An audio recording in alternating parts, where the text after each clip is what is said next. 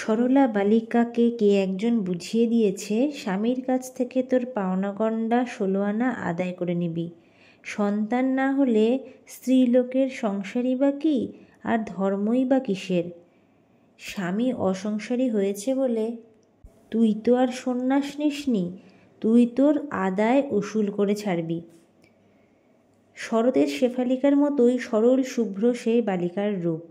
মাথা নামিয়ে সলজ্জ মুখে বললে একদিন মা সারদা, তাই তো, ছেলেপুলে একটাও হবে নি, সংসার ধর্ম বজায় থাকবে কিসে? সর্বজীবের যিনি জননী হবেন, তার মধ্যে এই সন্তান আকাঙ্ক্ষা তো স্বাভাবিক। যে মাতৃত্বের উন্মেষ হবে, সারদা মায়ের মধ্যে এই আকাঙ্ক্ষাটি তো তারই সৌরভ সংবাদ। এ আকাঙ্ক্ষা তো ছলনা নয়, এ ভুবন প্লাবিনী পরম পাবনী স্নেহগঙ্গা। যেন খুশি হলেন রামকৃষ্ণদেব, বললেন, একটা ছেলে খুঁজছ কি গো? তোমার এত ছেলে হবে যে তাদের মা ডাকের চোটে টিকতে পারবে না। আমি জগতের মা হব না তো আর কে হবে? অহং রাষ্ট্রী সঙ্গমণি বসুনাং, আমিই একমাত্র অধীশ্বরী, আমি পার্থিব ও অপার্থিব ধনদাত্রী, আমি প্রকৃতি বিকৃতি শূন্যা, আমি সর্বাবভাষিকা বুদ্ধি, আমি সর্বাশ্রয়দাত্রী মহামায়া। তাই আজ দেখছি বাবা, কত দেশ দেশান্তর থেকে কত ছেলেই যে আমার আসছে। বললেন শ্রীমা, নরেন, বাবুরাম ওরা সব কত কষ্ট করে গেছে। এখন তোমাদের মহারাজ সেই রাখালকেও কতদিন ভাতের হান্ডা মাজতে হয়েছে। একদিন একটু মিছিরির পানা খেতে দিয়েছিলাম বাবুরামকে। বাবুরামের তখন পেটের অসুখ। ঠাকুরতা দেখতে পেয়েছিলেন, আমাকে ডেকে বললেন, তুমি বাবুরামকে কী খেতে দিয়েছিলে? আমি বললুম, মিছিরির পানা। ওই কথা শুনে ঠাকুর বললেন, ওদের যে সাধু হতে হবে, ওসব কী অভ্যেস করাচ্ছ? মিছরির পানা আর নেই, কিন্তু মায়ের প্রাণের অনুক্ত কান্নাটি যেন তারও চেয়ে মিষ্টি, তারও চেয়ে স্নিগ্ধকর। বাবুরাম মহারাজ দেহ রাখার পর মা বলছেন স্ত্রী ভক্তদের, আজ আমার বাবুরাম চলে গেল। সকাল হতে আমার চোখের জল পড়ছে। বলতে বলতেই চোখের জলের বন্যা নেমে এলো। বাবুরাম আমার প্রাণের জিনিস ছিল।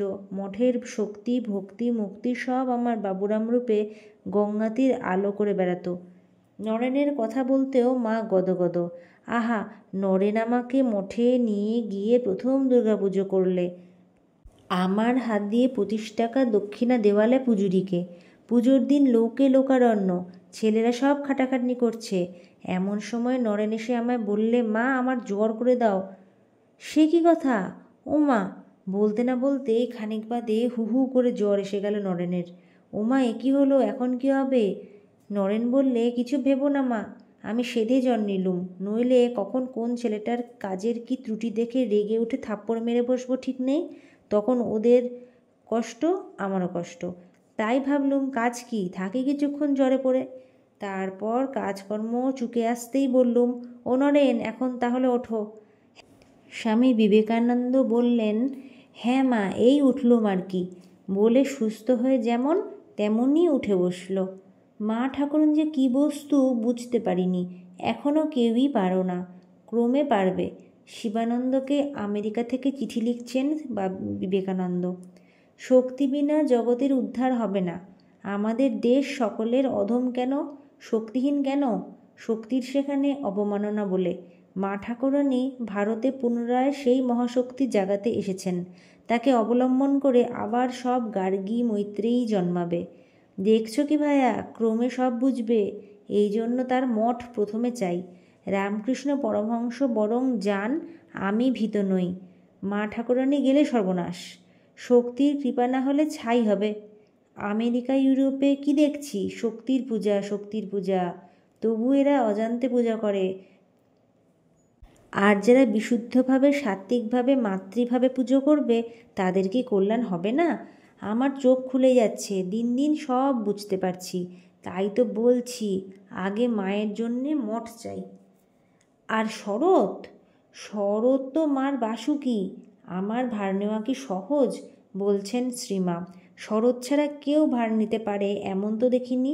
সে আমার বাসুকি, সহস্র ফনা ধরে কত কাজ করছে, যেখানে জল পড়ছে সেখানেই ছাতা ধরছে।